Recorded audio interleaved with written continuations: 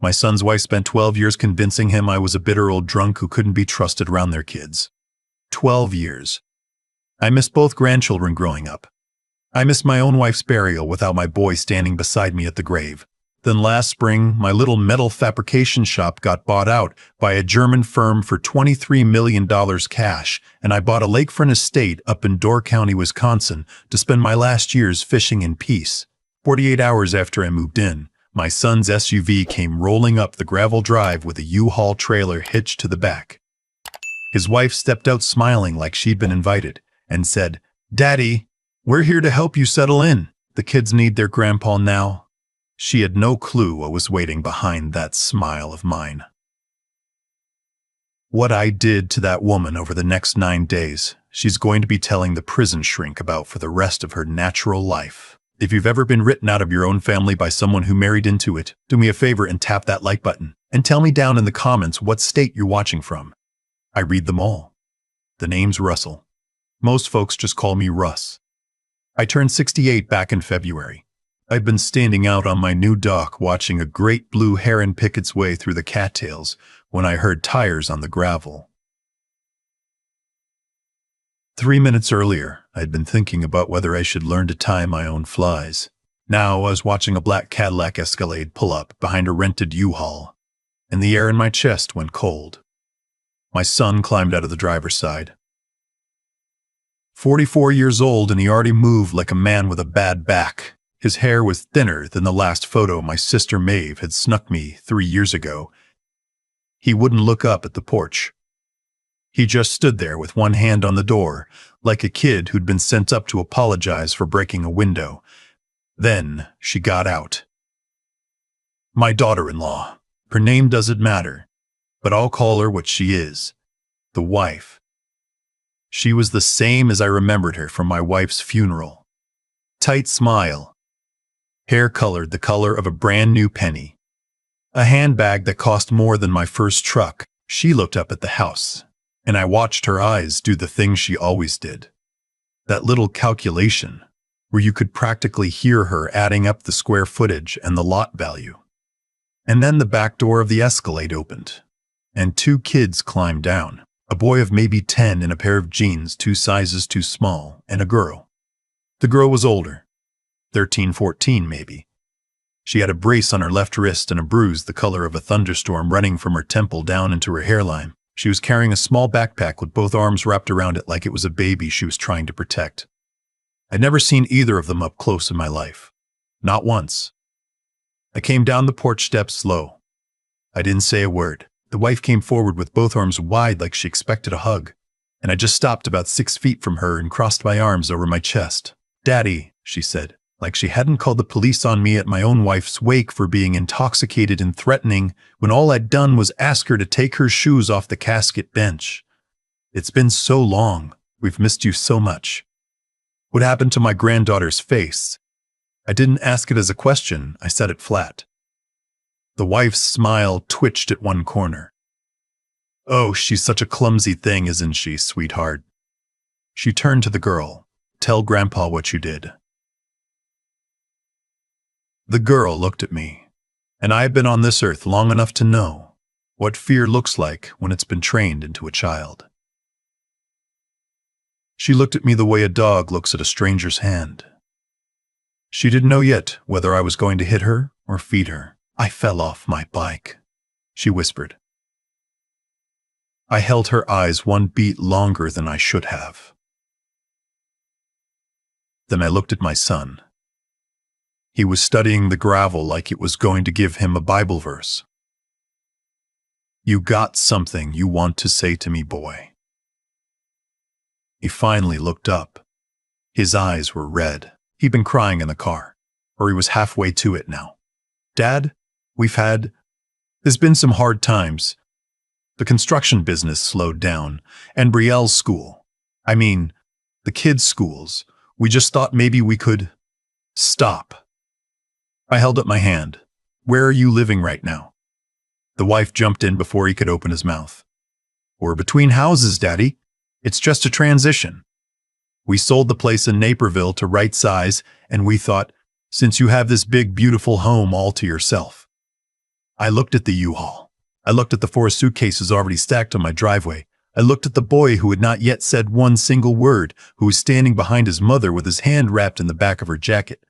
I should have told them to get back in that vehicle and drive until they ran out of gas. I should have called the sheriff right there in the driveway. I had a phone in my pocket and the local department on speed dial because my realtor had been worried about copper thieves while the place was empty. But I looked at that girl's face. The bruise. The breeze.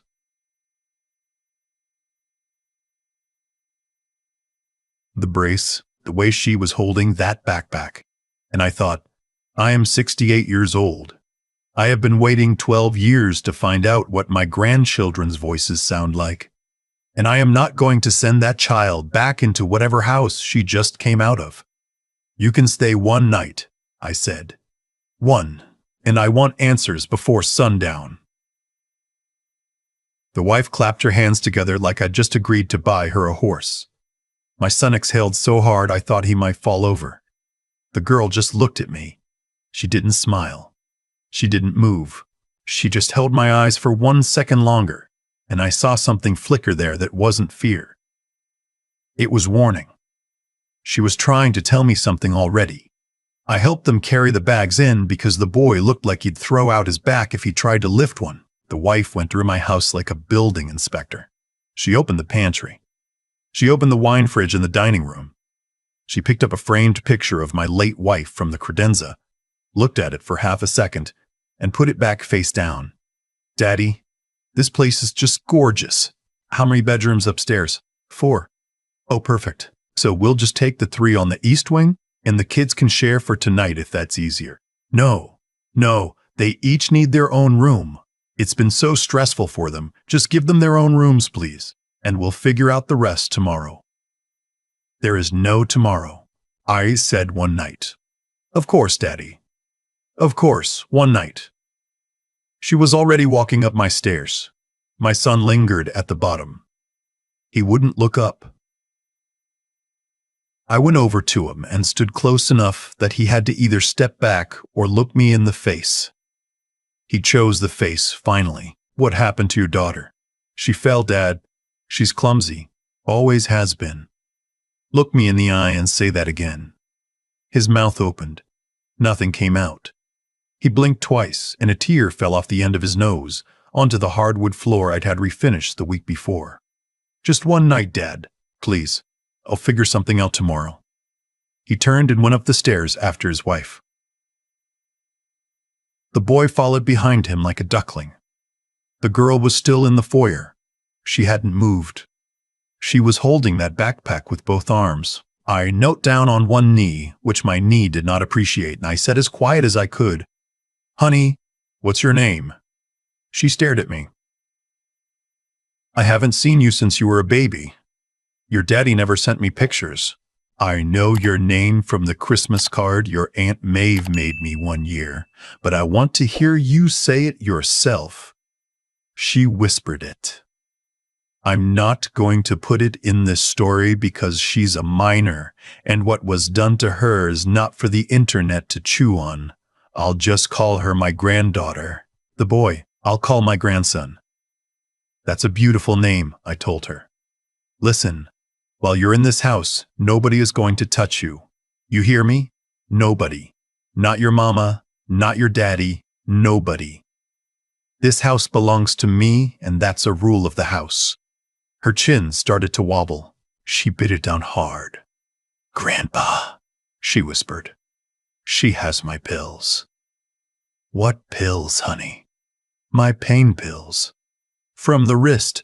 She takes them. She gives me half. And she stopped. She looked up the stairs. Then she looked back at me. I'm not supposed to talk to you alone. She said you're dangerous. She said you killed Grandma. I felt my jaw lock up so hard I could hear my back teeth grind. Sweetheart, I said. My voice came out steadier than I had any right to expect. Your grandma had ovarian cancer for 2 years. I sat with her in that hospital bed for the last 41 days of her life. I'm going to show you the pictures later. Whatever your mama told you about me is a lie. Do you understand me? She nodded so fast her hair fell into her eyes. Now you go upstairs, I said. You act normal. You don't tell anybody we talked. Can you do that for me? Yes, sir. And listen to me.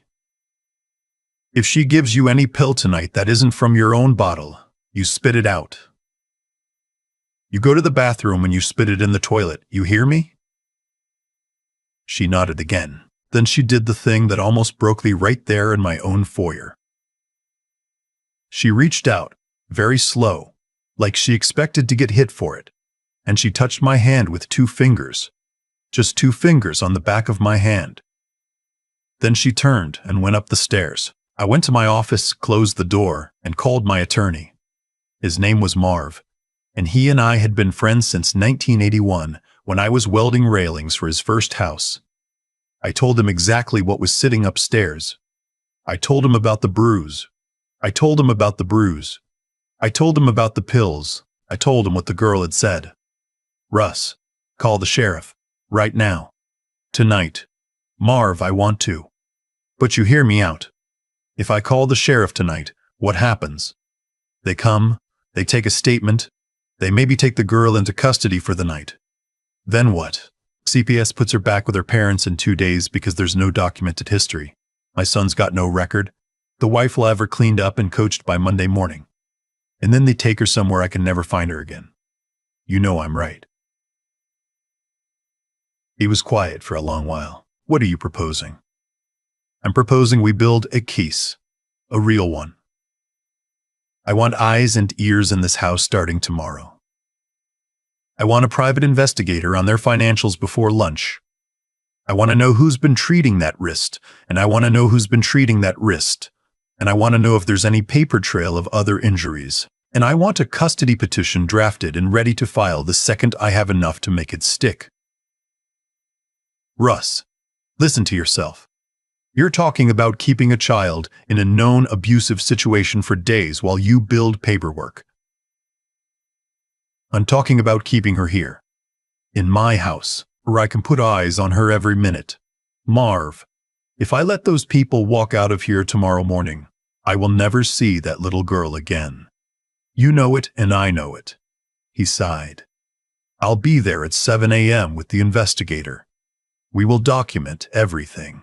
And Rose, if at any point that child is in immediate danger, you call 911 and we deal with the consequences. Are we clear? We're clear. I hung up. I sat in my office chair for a long time staring at a knot in the cedar paneling. Then I went into the kitchen and made dinner. Pot roast, mashed potatoes, green beans from the farmer's market. Enough for an army. The wife came down at 6 like she could smell money cooking. She'd changed into a different outfit. She'd done her makeup. Daddy, this looks amazing. You always were such a good cook. Remember when you used to make those pancakes? I had never once made that woman pancakes in my life. We sat down. My son ate with his head down. The wife talked the whole meal. About their plans. About how the kids would love the local school here. About how she'd been thinking about it on the drive up, and really, the east wing of the house was almost like a separate apartment, wasn't it? Almost like a mother-in-law suite, except for them. The grandson didn't say a word the whole meal. He ate like he hadn't eaten in 2 days, which I suspected was the truth. The granddaughter pushed her food around her plate. The wife noticed. Sweetheart, eat. You're being rude to Grandpa. I'm not hungry. Eat. The girl picked up a green bean. Did you take your medicine today, sweetheart? The girl froze. I gave it to her in the car, hon. The wife said to my son, smiling at me across the table. Her wrist has been hurting her something terrible. Poor thing. I caught my granddaughter's eye for just a second. I gave her the smallest nod I could manage. She picked up her fork. After dinner, I told them all to get to bed early because I was an old man and I went to sleep at 9. The wife smirked at that. Old man. I sat in my office in the dark with the door cracked open, and I listened. At 11:17, I heard the wife's voice. She was on the staircase landing on a phone. She was hissing into it. A goddamn castle, Vance, I'm telling you. The man has been holding out on us for years. There is no way a welder retires to a place like this on his own money. He's got something hidden. Yes. Yes, I am. Listen, I need the paperwork by Friday. Friday at the latest. I don't care what you have to invoke. Diminished capacity. Undue influence. I don't care. Just have it drafted. He's already half gone. He talks to himself out on the dock for hours. You should see him. Yeah, the girl too. I'll handle that part. There's a couple up in Madison who paid $40 for the last one. They said they'd go $60 for a healthy one with no record. $45 minimum, and that's the floor. Okay, Friday. I will tell you that I have been in 3 barroom fights in my life, and I have welded next to men who would slit your throat for a 6-pack. And I have never, in all my born years, felt the kind of cold that went through me on that staircase landing. The last one. There had been a last one.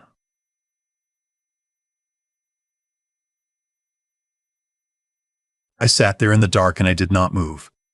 I did not breathe loud.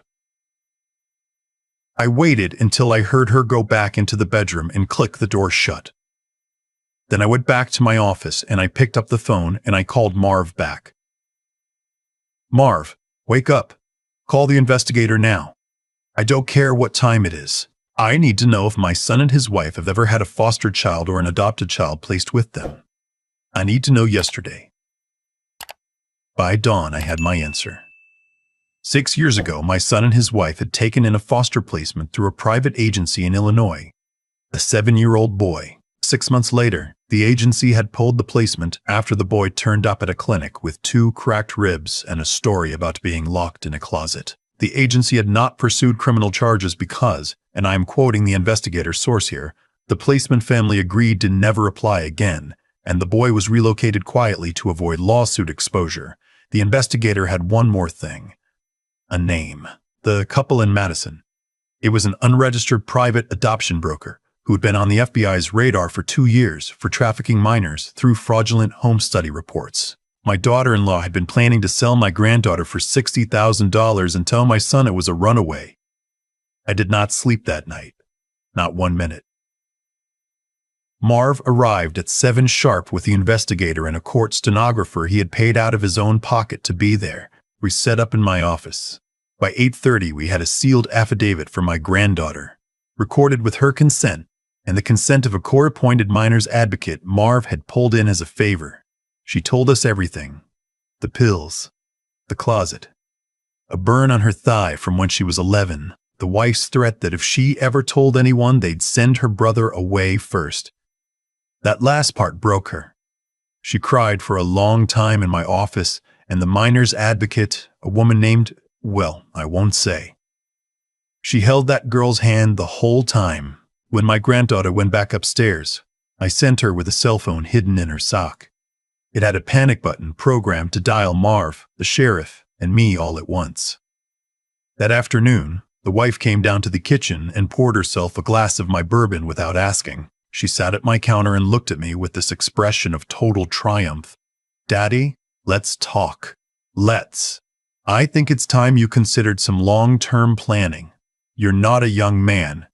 This house is enormous. The maintenance alone. I mean, your hands shake when you pour coffee. I noticed it this morning. Have you talked to anyone about that? My hands do not shake. They have never shaken. I had poured her coffee that morning with the same steady hand I'd used to weld pressure vessels for 41 years. Go on. I have a friend. He's an attorney. He specializes in estate planning for seniors. He could come by this week and we could just talk through some options. A trust, power of attorney for healthcare. Just so you're protected, Daddy. So we know what your wishes are. That's awful thoughtful of you. It's just love, Daddy. We just love you so much. Have your friend come Saturday. I'm hosting a little get-together that night. A housewarming. He can join us. Her face lit up like a Christmas tree. A housewarming. Daddy, what a beautiful idea. Let me help you plan it. I'll handle the caterer. I have connections. You do that. She got up and kissed me on the cheek. I will tell you that I had to grip the underside of the counter with my left hand to keep myself from doing something I'd regret. She used my credit card to spend $19,000 over the next 3 days. Catering, liquor, a photographer, flower arrangements. She invited 46 people, most of them strangers to me. All of them I would learn later. Business contacts she was hoping to leverage off my presumed fortune. I let her. I also made my own phone calls. I called Sheriff Pete Doyle, who I'd known since high school. I called the special agent in charge of the FBI's Child Exploitation Task Force in Milwaukee, whose number Marv had gotten me through a contact at the U.S. Attorney's Office. I called my own brother, who was a retired state trooper. I called 4 of the men who had worked under me at the shop for 20-plus years, who I trusted with my life. I called the medical director of the Children's Hospital in Green Bay, a woman whose husband I had built a custom wrought iron staircase for in 1998, and I called my late wife's sister, who lived 2 hours south, and I told her to come Saturday afternoon and bring a packed bag for 2 children. By Saturday morning, my house was full of caterers and florists, and a string quartet the wife had hired without telling me what it cost. She came down the stairs at 6 p.m. in a floor-length emerald dress with diamonds at her throat that I knew she had bought with my credit card on Wednesday. My son was behind her in a suit that fit him like a costume. The grandson was in a button-down shirt and clip-on tie. My granddaughter was in a pale blue dress that the wife had picked out, and her bruise had been covered with foundation so heavy you could see it shining under the chandelier. The guests came. The wife introduced me to every one of them with a hand on my elbow like I might fall over. This is my father-in-law, the famous Russell. He just retired from a long career in metalwork. We're so worried about him out here all alone. I smiled. I shook hands. I sipped a glass of water that I pretended was vodka. At 8:30, I tapped a spoon against my champagne glass and asked everyone to gather in the great room for some announcements.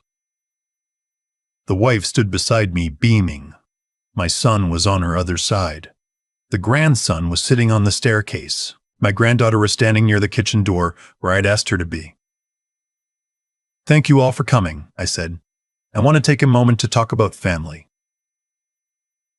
The wife squeezed my arm. The crowd made the soft sound crowds make when they're about to hear something sentimental. "My family stopped speaking to me 12 years ago," I said. "My daughter-in-law convinced my son that I was a violent alcoholic. I am not, and I never have been. I have not had a drink in 32 years. I missed my own wife's burial without my son present because my daughter-in-law told him I would create a scene." The room went very still. The wife's hand tightened on my arm hard enough to leave a bruise of her own. "Daddy, what?" "I'm not finished, sweetheart." I turned to face her. On Wednesday morning at 11:17 p.m., I overheard my daughter-in-law on a telephone call from the second-floor landing of this house. In that call, she discussed selling my 14-year-old granddaughter to an unregistered adoption broker in Madison, Wisconsin, for $60,000. I have a recording of that call from a device I had installed in the staircase chandelier on Tuesday. The wife went the color of old paper. My son made a sound like he'd been hit in the stomach. On Thursday morning, my granddaughter gave a sworn statement to a court stenographer in this house, describing years of physical abuse, including a burn injury inflicted when she was 11 years old. We have photographic evidence of the burn scar and current bruising. I turned to the back of the room. Sheriff Pete Doyle, who had been standing in the entrance to the dining room in plainclothes for the last 40 minutes, stepped forward. 2 uniformed deputies came in behind him from the kitchen. 3 more came in through the front door. And from the corner of the great room, 2 men in FBI windbreakers I'd had stashed in my study walked out into the open. The wife dropped my arm. She took 1 step back. She looked at my son and said, Vance, do something." My son sat down on the carpet, right there in front of everybody. He just folded up like his legs forgot what they were for, and he started crying. Big, wet, ugly crying, the kind you don't come back from with your dignity intact. On Friday afternoon, I continued, my granddaughter was placed under emergency protective custody with a court-appointed advocate. She is safe. She is no longer in the legal care of either of her biological parents as of 3 p.m. yesterday, pending the criminal proceedings I am about to announce. The agent in charge, I'll just call him the agent, stepped forward. Ma'am, we have a federal warrant for your arrest on charges including conspiracy to commit child trafficking, attempted sale of a minor across state lines, and conspiracy to commit fraud. Please put your hands behind your back. She tried to run. She actually tried. In that emerald dress, in those 4-inch heels, she tried to bolt from my front door. One of the deputies caught her by the arm before she made it past the staircase. She started screaming. Real screaming. The kind that makes the dogs 3 houses down start barking. My son was still on the floor. Sheriff Pete walked over to him and read him his rights for accessory after the fact, child endangerment, and conspiracy. He didn't fight it. He just held his hands out for the cuffs and kept crying. The guests stood there frozen. I do not know what those 46 people were expecting that night, but I am certain it was not this. The string quartet had stopped playing somewhere around the word trafficking. One of the violin players was holding her bow in midair like she'd forgotten she had it. I walked over to my grandson on the staircase. He was sitting with his knees pulled up to his chest. I sat down beside him. Buddy, you hear what I just said? You understand what's happening? He nodded. Did you know? He shook his head. Then he stopped. Then he nodded. Did you know? He shook his head. Then he nodded. Then he started crying too, but quieter than his dad. It's okay, son. You didn't do anything wrong. You're a kid. Kids don't have to fix grown-up things. You hear me? That's not your job. He leaned his head against my shoulder. He weighed maybe 90 pounds. I felt every one of them through my coat. My granddaughter came across the great room. She walked right past the deputies, right past her mother who was still screaming, right past her father on the floor, and she came and sat down on my other side on the staircase. She didn't say anything. She just put her head against my other shoulder. The 3 of us sat on that staircase while my house emptied out. The deputies took the wife out in handcuffs. She was no longer screaming by then. She was making bargains. She was naming names. She was offering to testify against the Madison broker in exchange for a deal. The agent in charge let her talk. He had a recorder running.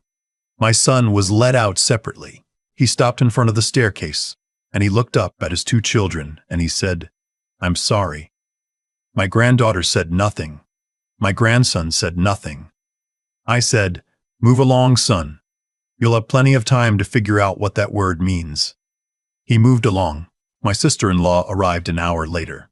By then it was almost midnight.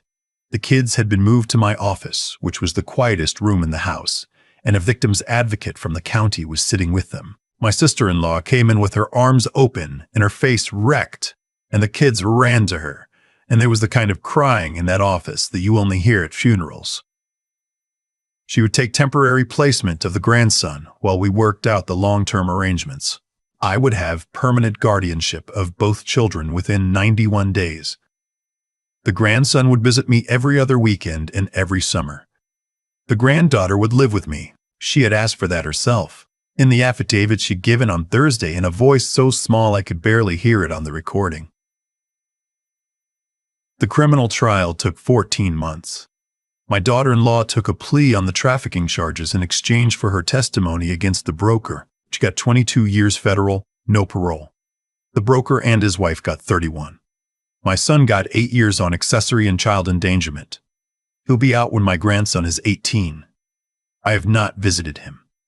I will not visit him. I will not visit him. My granddaughter has been in this house for 14 months now. Her wrist healed. The bruise faded.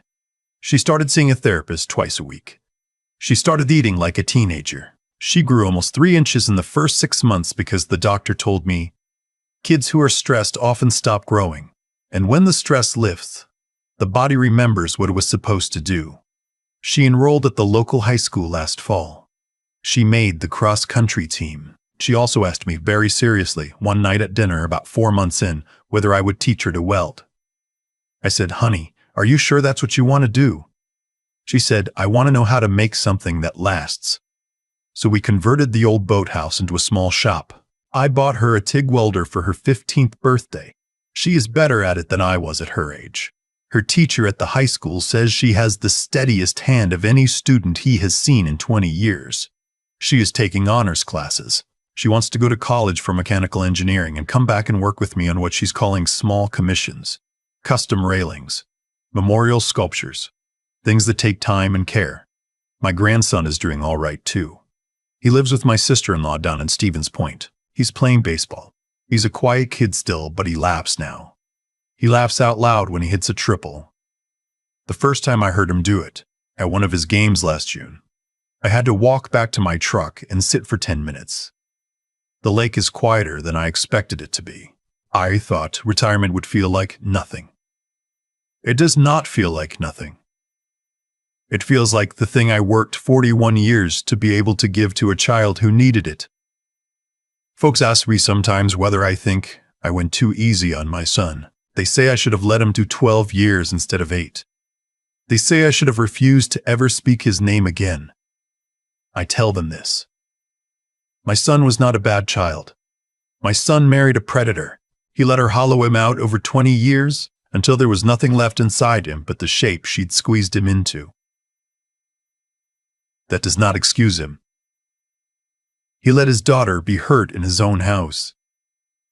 He sat at my dinner table on Tuesday night and watched his wife lie to me about that little girl's wrist. There is a special kind of damnation reserved for fathers like that, and I will let God and the federal prison system sort out where on the bench he sits.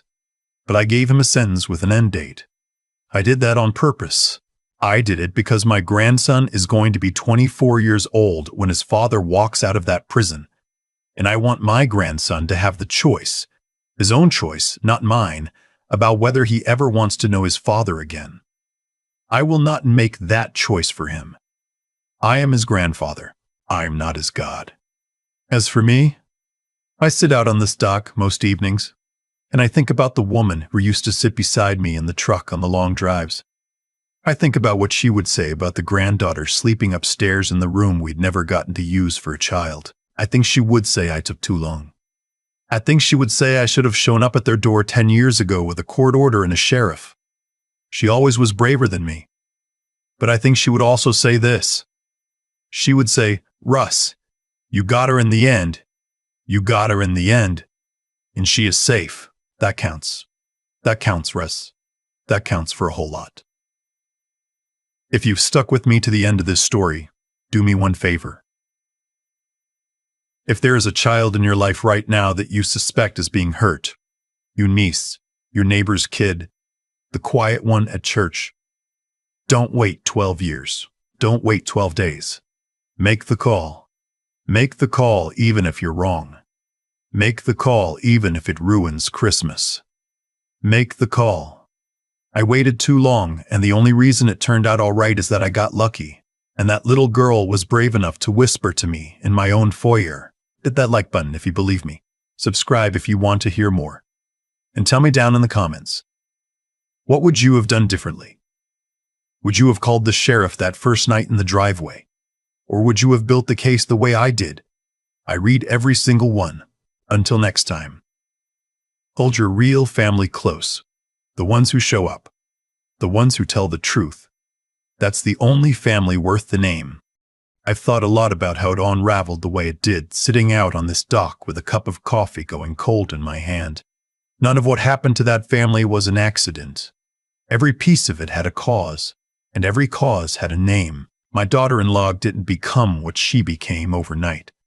Somewhere along the way, somebody let her decide that other people were just resources to be drained. And my son, God help him, didn't lose his spine in a single afternoon either. He gave it away in small pieces, year after year, every time he chose her comfort over his own children's safety.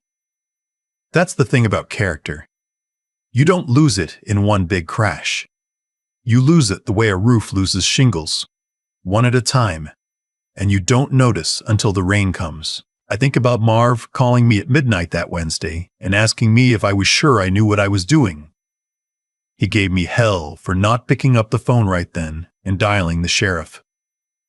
He was right to push me, and I was right to wait. That's the part folks don't always understand. Patience without a plan is just cowardice wearing a Sunday suit. Patience with a plan is what catches predators. I had to know the difference, and at 68 years old I finally did. Pete Doyle told me something after the arrest that I keep coming back to. He said most kids who get hurt the way my granddaughter was hurt, they get hurt because 3 or 4 adults around them chose to look the other way. Not one bad person. 3 or 4 good ones who decided it wasn't their business. I had been one of those adults for 12 years. I let my sister Maeve send me secondhand updates, and I told myself I was respecting my son's wishes. I wasn't respecting anything. I was hiding. So here is what I want you to take away. If you take anything, your decency is not measured by what you feel in your chest. It's measured by what you do with your hands when a child is in trouble. Your intelligence is not how many books you've read. It's whether you can sit still in the dark and listen to a wicked person talk on a staircase landing and not give yourself away. And your strength, well, your strength is not whether you can throw a punch at 68, it's whether you can hold a 13-year-old girl's hand through 14 months of court hearings without ever once letting her see you tired. That little girl upstairs is teaching me to be a better man at an age when most men are done improving. She earned that.